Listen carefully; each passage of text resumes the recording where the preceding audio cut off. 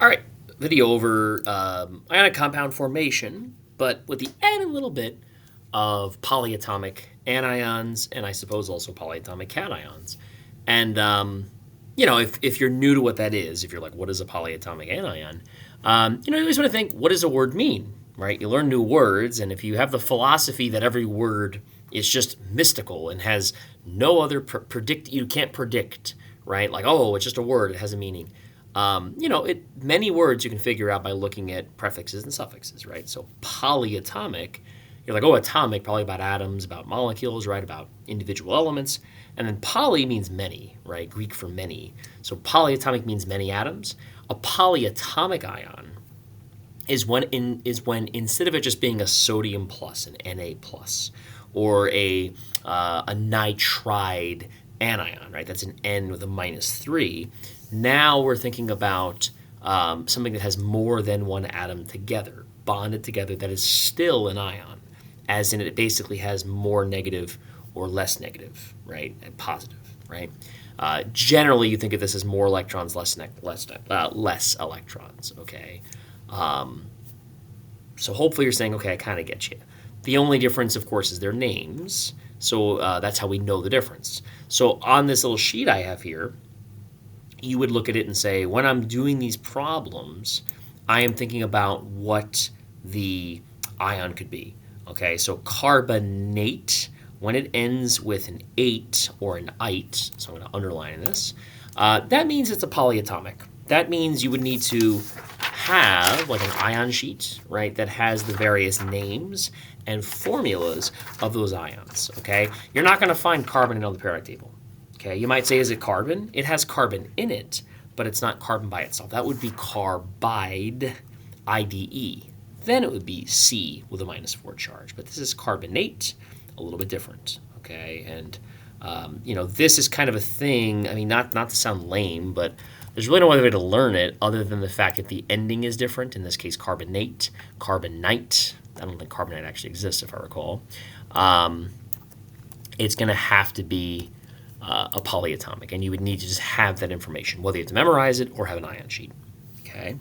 So for this problem here, sodium carbonate reacts with calcium chloride in a double replacement reaction.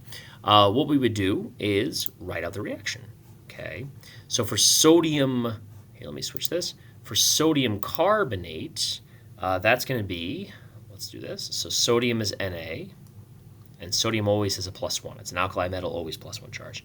Carbonate, again, if you look at your ion sheet, is going to be CO3 with a -2 charge. Carbonate is always CO3. Okay, you can't change the C, you can't change the O. It's one carbon, 3 oxygens bonded together. Okay, if you say, I'm going to change it to CO2, well, then it's not carbonate. I'm going to change it to CO4, then it's not carbonate. You've changed it. Okay, and you can't do that. That changes the substance. It's not the same substance anymore. You've changed the problem. Okay, you're not answering the question anymore, if that makes any sense. How do we form this molecule? Because this is not the molecule, this is the ions that make up the molecule. We do our crisscross method. Okay, so 1 goes down for the carbonate, and 2 goes to the sodium to give me Na2CO3. Okay, just to prove a point to you, if you say, well, why does that work? If you're like, I don't remember why the crisscross method works, it's a shortcut, right? Perfectly valid, but you got to know how it works in the first place. If you think about it, you would say, if I have an Na plus, right, that is how much total charge? Well, right now it's +1. If I have 1 carbonate, right, how much charge is that? Well, right now that would be -2. So you say, well, that's too many negatives. We need more positive. The only way to get more positives is give me more sodiums, sodium ions, that is. So I have Na plus, I have 2 of them. This is a total charge of +2. I have 1 carbonate for a total charge of -2. And then you say, these 2 numbers cancel out. This is the correct answer, and that's why it's Na2CO3. Okay. Hopefully, that reminder makes sense to you, and hopefully you're saying, okay, I kind of got you. Oh, does this work? Let's see. Does this actually work? Maybe. Okay, I don't think this is any faster, though, is it? Well, anyway.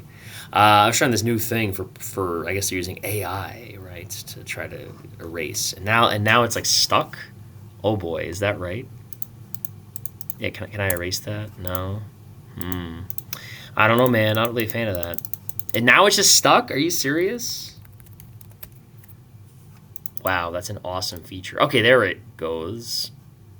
Oh, what in the world happened there? All right, well let's get out of that because I don't think I like that tool. So let's get rid of that. All right. Yeah, technology, right? All right. So anyway, back to this. So that is your sodium carbonate. We're reacting it with calcium chloride. Calcium is Ca with a +2. It's an alkaline earth metal. It's always +2 charges for those. And then we have chloride. Chloride is just chlorine with a -1 charge, Cl-1. We can do our crisscross, and what does that give us? CaCl2. Okay, so sodium carbonate reacts with calcium chloride. This is going to give us something. This is a double replacement reaction, which means we're just swapping cations. I'm taking the calcium and I'm giving it to the carbonate. I'm taking the sodium and giving it to the chlorine. Okay, when we do this, we can swap. How does it look? Na is still a +1, but now he's with chlorine, which is a -1. Hey, this looks familiar. This is just sodium chloride, NaCl. Okay, that's one of them. And then the other one, I'll switch colors again, I guess, is going to be the calcium, right? That's a Ca+2, right? The charge does not change. And the carbonate is still CO3 -2. You do your crisscross, you get 2 and 2.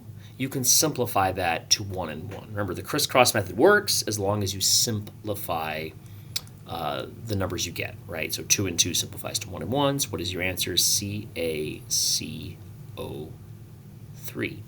calcium carbonate.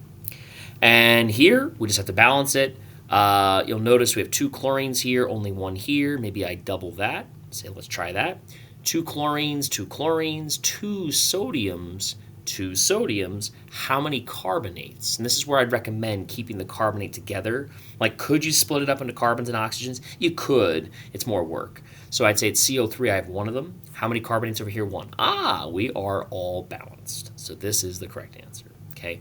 I think I'll do one more. And then, of course, I'd recommend doing more practice problems on your own, but, just kind of show you the process here, right? So let's do that. Maybe we'll do, I don't know. How about this one? Zirconium bromate reacts with cobalt-3 sulfate in the double replacement. So zirconium bromate, let me erase all this, I guess. And again, you can always back up. If you're like, whoa, whoa, whoa, just pause the video, rewind, right? Zirconium bromate. So zirconium only has 1 charge, and that is +4. So zirconium is Zr+4. That's why we don't even need the Roman numeral. You'll notice some of the Roman numerals. Zirconium is always +4, which means I don't need a Roman numeral for zirconium. I know it's going to be +4. Bromate is going to be BrO3 with, I believe it's a -1. Let me double check. I have a pretty good memory for these, but let me just double check. Pretty sure it's -1. Bromate, yeah, BrO with a -1 charge. We do our crisscross. Now, when you do the crisscross, you say, okay, I need how many bromates? I need 4 bromates. You're probably tempted to like distribute the 4 in, right? Maybe put a 4 on the Br and put a 12 on the O, right? I understand why that's what you want to do, but when you do this, you need to keep it together and you can't change those numbers.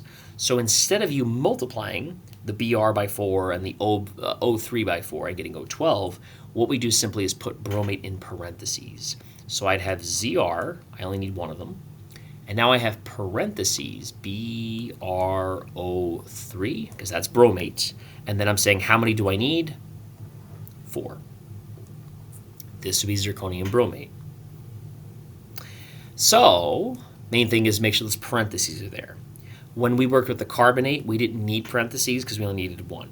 Could you have put parentheses around the carbonate? You could have. It's like, I guess it would be analogous to like having training wheels. It's like you don't need them when you get good at it, but if you're first learning it, it's perfectly fine, is what I would say.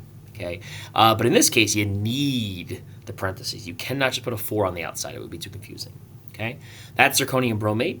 And then what did we have? I forgot. We had something sulfates. Is that right? I don't even remember. Let's see. What did we have? We had Cobalt 3 sulfate. Cobalt can have multiple charges, so we need to say what charge it is. So cobalt, CO. Notice the importance here, lowercase o. Capital O would be different, right? This is very important because you might be thinking to yourself, that kind of looks like carbonate. Yeah, you gotta be careful. Capital C, lowercase o is cobalt. What charge? In this case, a plus 3. It's cobalt 3. Sulfate ends in 8. It's a polyatomic. Sulfate, this is probably the most well-known of the polyatomics, I would say. Sulfate is SO4 minus 2. For anybody who, buys shampoo and you look at the shampoo bottle, it might say sulfate-free, right? Because a lot of stuff used in soaps and whatnot for hair used to have sulfate, and the sulfate it's not really that terrible for your hair, but it can dry your hair out a little bit.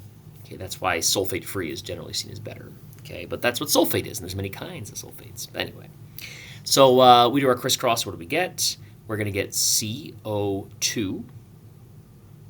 Okay, notice again the importance. C, capital C, lowercase o2, not capital C, capital O2. That would be different, right?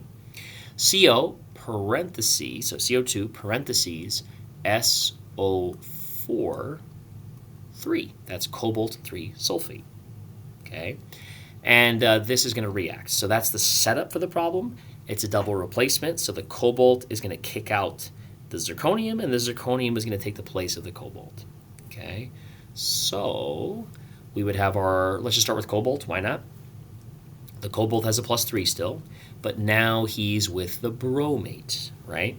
So now the bromate is still BrO3 with a minus 1 charge. We do our crisscross, and what do we get? We get CO parentheses BrO3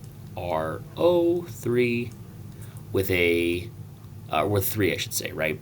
CO parentheses BrO3 close parentheses 3. 3 bromates to cancel out the positive 3 on the cobalt. And then who else are we left with? Well, this is going to be our zirconium and our sulfate. Okay, so zirconium still has a plus 4, and the sulfate still has a minus 2. We can do crisscross, but again, 4 and 2 can simplify to 2 and 1. So what does this look like? We have 1 zirconium, ZR, just 1, parentheses SO4, and how many do we need? Remember, we simplified it was 2 and 1. This simplifies to 2, ZR, SO4, 2. Okay, zirconium sulfate. And then balance. Okay, for balancing, my general advice is, bigger numbers, especially when you have a even number and a prime, prime as well, but an even number and an odd number is a good place to start a lot of times. Not that it's always, but usually it's a good place, especially if it's a bigger number. So 4 and 3, I got to find a common multiple of 4 and 3, and the least common multiple of 4 and 3 is going to be 12. Right? So how do I get 12 bromates? I better put a 4 in front. The 4 distributes in. 4 times 3 is 12. 12 bromates. How do I get 12 bromates over here? I put a 3 in front. Okay? 3 times 4 is 12, right? How many zirconiums? Now I have 3 zirconiums. How do I get 3 zirconiums over here? Simple. I put a 3 in front. 3 zirconiums. How many sulfates do I have now? 3 times 2, right? The 2 here, that's what matters. So this is 1 sulfate. This is saying 2 of them. 3 times 2 is 6. How do I get 6 sulfates? I put a 2 in front. And hopefully you are saying to yourselves, wow, everything took care of it. When I put that 2 there for the cobalt, you probably noticed, hey, that also made 4 cobalts, and that's what we had there. Okay, so this would be your answer. All right. So the name of the game here is just like ionic compound forming. We're making sure charges cancel out. We're making sure for balancing we have the right number of atoms, and in this case, the right number of molecules, right? These are not atoms. SO4 is not an atom. It's a molecule, right? Bromate is not an atom. It's a molecule, right? So it's the same business, though. The same idea is getting the number of those things to add up to the same on both sides of the reaction, okay? Again, polyatomics, just for the sake, if you're like, I'd love to know what they are, you're just telling me it's SO4. If you're wondering what it is, it looks like this. SO4 is a sulfur, double bonded to 2 oxygens, and then single bonded to the other 2 oxygens. And those charges, those negative charges, appear on the these oxygens, the single bond oxygens. Do you need to know that right now? No. Does it help you with stoichiometry? No. It's just if you're like, hey, I want to know what it is, that's what it is. Okay, this is a very stable molecule. Okay, sulfate's pretty darn stable, and that's incidentally why the acidic form of this, which you've probably heard of, has 2 hydrogens attached to it, and that gives us a formula of H2SO4, which is famously known as, or infamously known as, sulfuric acid. Okay, so the point is these polyatomics are very important. They can do some pretty interesting things. All right, so we'll call it quits there. Hopefully this video helped you. Hopefully helped you do ionic compounds and balancing. Other than that, have a great rest of your day. If I get this to cancel out, I don't know. Oh, not that. Oh, here we are. Have a good rest of your day. See you guys later.